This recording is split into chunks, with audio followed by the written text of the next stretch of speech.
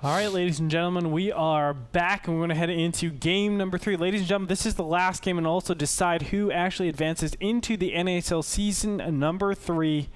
Darren, you ready for this? I'm ready for this, Andre. All let's right, go. let's go. Game 3, Stephano versus Delphi. And we are moving over to Odyssey. Odyssey, a very good map. I think it's shown a lot of great games. And we're sure to see another one. Now, Stephano and Delphi have been going back and forth really well. I think game number 1 really showcased a great game played by both these players, Delphi especially, obviously winning it. But the second game as well, I think Delphi had a very, very nice attack. Unfortunately, the Zerglings at the beginning did nerf him a little bit. His economy was kind of bruised up just because if you order your drones after your Zerglings instead of before, okay, we had Delphi obviously ordering his Zerglings first, then his drones. Stephano went for his drones first, then his Zerglings. He had that extra time for his drones to actually keep mining, so he maybe got extra 300, 400 minerals over his opponent. What does he do with that? He actually got that third base that we were talking about, so really nice job by Stephano. And Delphi goes for the gas cancel trick yet again. Third game in a row, if I'm not mistaken, he does this. Thankfully, it's the same colors. So bottom right-hand position, we have Stephano. Top left-hand position, we have Delphi, both in the pink and dark purple, respectively. And I'm interested. This is a map where it is slightly open at the natural. You can see the hatchery would be kind of far away from the ramp, so I would expect something like a 14-14 coming out from both these players. Very early scout by both of them. They're just going to check in for any 15 hatcheries. Stephano actually looking like he wants to go up to a 15 hatch. Yeah, both players seem to be doing the exact same thing. All 3 games, they're both blocking each other's hatcheries. But this time Stephano was learning. He knows his opponent actually goes for an early block, so he actually went for an extra drone, and he went up to 16 drones before actually putting down that hatchery. And Stephano actually, Delphi just gave it up. Both players do, so both players are putting down their hatcheries. And yes, Stephano did get his 16th drone out. Like immediately. That's what I want to say. Delphi did, but he did it reacting to his opponent's drone. Stephano just said, my larva comes up, SD, and he immediately got that drone out. So that little edge is going to help tiny, tiny bit. Probably like, what is that, 5-10 minerals, something like that? Yeah, but either way, I mean, that just kind of like shows what kind of a player Stephano is, that he's learning and adapting from Delphi's playstyle. And I think that really separates the top level players from, players that are just simply good, because they, in a series, they learn their opponent's playstyle as they go along and they adapt to it, and most players don't do that, and I think that's really one thing that you can learn from a player like Stephano. And yeah, all right, good job overall. That being said, both these players are going for that gas. Stephano slightly ahead of his opponent, so he will get that metabolic boost out a little bit earlier. Not a big deal though. I think Delphi will be able to defend against anything pretty easily. The big question is, where do they actually transition? Do they actually mine more gas? If Stephano doesn't want anything else, he would actually stop right here. There he goes, stopping all mining from the gas. Actually, just one. I don't mind this, actually. I like one on gas just to give you that agency to go towards something like a baneling nest. So that's always fun and dandy. Allows you to be super safe. So get that 50 gas and you're good to go. What does Delphi actually do? Let's go ahead and check. He hasn't got a metabolic boost just yet. Go ahead. I'll help you out, Delphi. I know and I know in StarCraft 2 you can actually click the stuff, and I feel like it's almost cheating for them. Like, come on, make it a little bit faster. I feel like I'm in control of the game, even though I'm not. There was a hack in StarCraft 1 where you can actually do stuff like that. Really? I'm not even kidding. It was the most frustrating thing, because I remember I was playing a 1v1 ops game, and all of a sudden all my units were starting to be rallied all the way to the top right-hand position. I was bottom left of Typhon Peaks. Were you playing against Typhon Peaks, no, I was playing against some rando. Oh. But it's because the observers were actually changing my rallies of all of my barracks. I was getting so frustrated because it was a TVZ, and in StarCraft 1, not only do you have to target each barracks individually to rally, it's just a lot harder to do it because, it's just because that. Whatever. So meanwhile, we see lots of Zerglings from Stephano and not a lot of Lings. Oh wow, he went a drone pump. So 3 banelings are actually underway right now, but Delphi did go for a drone pump at this position. He feels confident that his banelings will be on time. I don't think so, because Stephano has lings in the main already, and the banelings are not even done yet.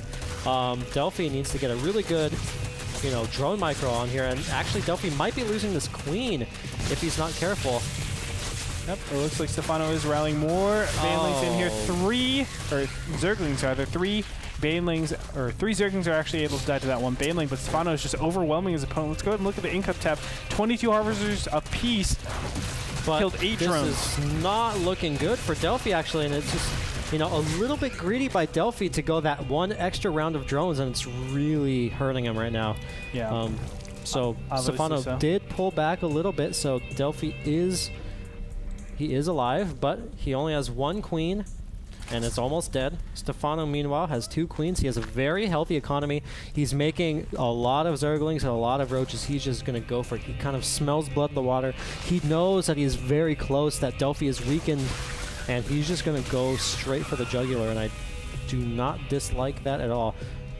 Yeah. Would you even say you like it? Oh, I do. I like it. I like that decision by Stephano quite a bit. Yeah, what he's basically doing is capitalizing on the fact that his opponent doesn't have the economy, nor does he have the larva production to actually keep up with something like this type of all-in. And that's the best thing about Stephano. He understands, he identifies his advantage, and then he acts accordingly. And this is going to punish his opponent very... Oh! Nice Baneling hit. Takes down 5 Zerglings, so that does help a little bit. But yeah, I don't know if it's going to be enough. Because so it's paramount that these roaches actually target down those Banelings. It only takes 2 shots to kill those Banelings. There it goes. One of the Banelings actually dies. And if he is able to do that, it empowers, again, those Zerglings. The Banelings need to be shot down, but the roaches are actually getting a lot nice of kills Baneling right hit by Delphi, but that being said, Stephano does have... Oh, nice Baneling again. So Delphi is holding, but here come the reinforcements from Stephano. It's 38 supply to 53. Yes, and this whole time, those drones were off the line. That means that Stephano had a big advantage over his opponent with that income. So these reinforcements should actually be the ones that are going to clean up a lot of Delphi. Delphi has 1 Zergling, and he just has 2 roaches and a queen left, and that's it. The queen gets taken out. There's only 2 roaches remaining for Delphi, and it looks like this could be it for Delphi's NASL run. And Stephano is seemingly moments away from qualifying, but a great surround by these drones, and Delphi is holding.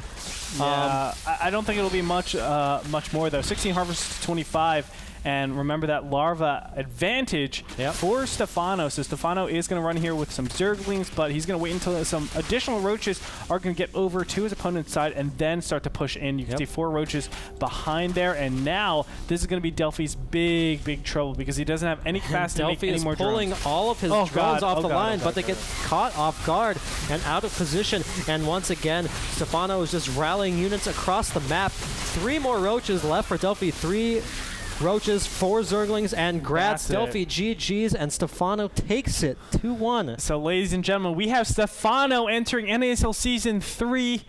He's tried so many times. Man, that is long overdue. But congratulations, out of the 7 people, the 7 potential people that we've casted so far in the NASL qualifiers, we have 6 of them were 6 Koreans and 1 Stephano is the only one that actually makes it that is a foreigner. So congratulations to Stephano for being that one person, slaying Koreans all over the place. And so did Delphi. I have to say, a big honorable mention going to Delphi because he played awesome.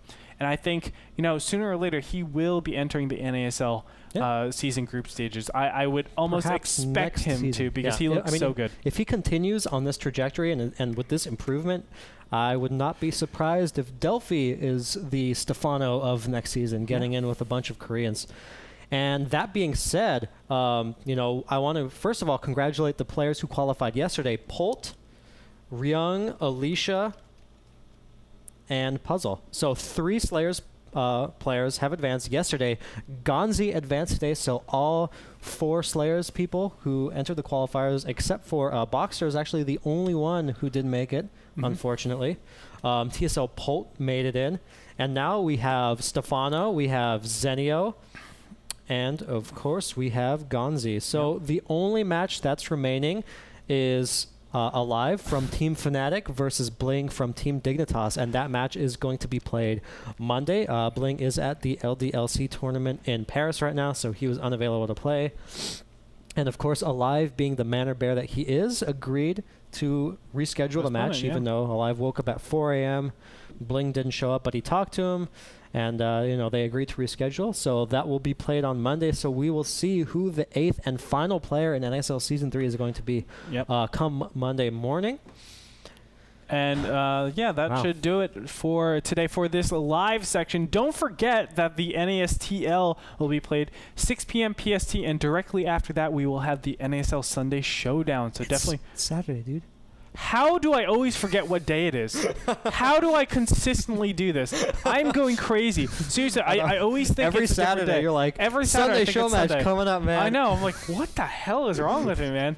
All right, so the NASTL is going down tonight at 6 p.m. PST. Definitely tune into that. Tomorrow is going to be the NASTL as well, along with the NASL Sunday show match. So tune into that. It's going to be actually casted by myself and a night end. We're going to be checking out Damaga and JYP. But that's tomorrow night. That's tomorrow night. But I do want to point out that we have Empire versus Liquid in the NASL Team League match. And, of course, on One More Game TV, before the Team League match, we're actually going to see our first... It's on right now. There you go. On onemoregame.tv, the first ever professionally broadcasted game of Tribes Ascend. So if you like Tribes, go check out onemoregame.tv right now. And then, after that, tune in to NASL to watch Empire versus Liquid. Empire is actually undefeated in the Team League right now, sitting at the first place spot.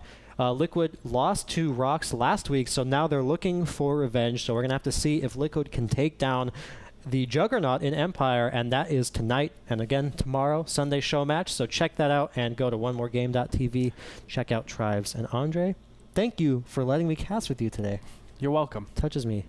My heart. All right, so that's going to do it, ladies and gentlemen, for today. Be sure to check us out as well for the NSQ next week. We'll be streaming. What days will we be streaming next week? Thursday, Friday, Saturday? Thursday, Friday, Saturday. We have the quarterfinals, semifinals. And the finals is going to be... place.